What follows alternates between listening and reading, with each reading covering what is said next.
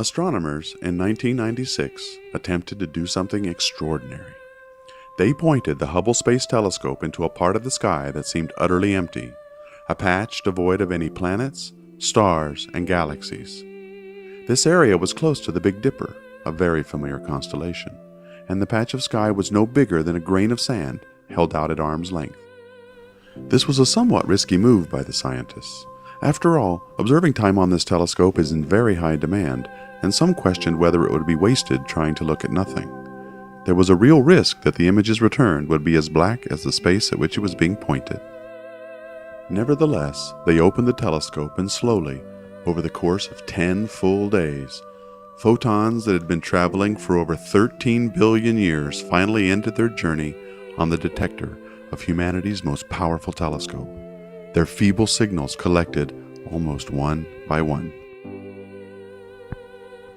When the telescope was finally closed and the images were processed, the light from over 3,000 galaxies had covered the detector, producing one of the most profound and humbling images in all of human history. Every single spot, smear, and dot was an entire galaxy, and each one containing hundreds of billions of stars. Later, in 2004, they did it again, this time pointing the telescope towards an area near the constellation Orion. They opened the shutter for over 11 days and 400 complete orbits around the Earth.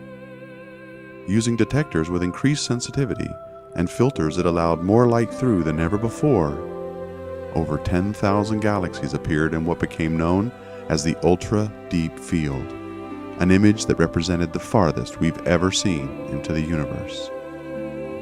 The photons from these galaxies left when the universe was only 500 million years old, and 13 billion years later, they end their long journey as a small blip on a telescope CCD. These galaxies, while standing absolutely still, are racing away from us, in some cases, faster than the speed of light. The space-time between us and everything else grows larger by the minute, pushing the galaxies in this image to a distance of over 47 billion light years. And because of universal expansion, the farther something is away from us, the more its light is shifted toward the red and the faster it appears to be moving. Edwin Hubble himself discovered this by measuring the redshift of many galaxies, and it's a measure of not only speed, but distance as well.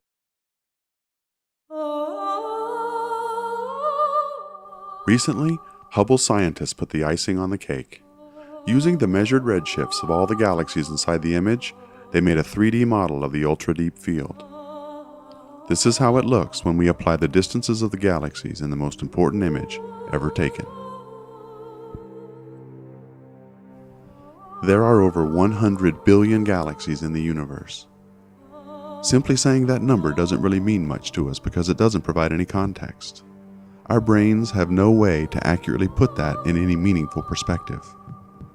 When we look at this image, however, and think about the context of how it was made, and really understand what it means, we instantly gain the perspective and cannot help but be forever changed by it.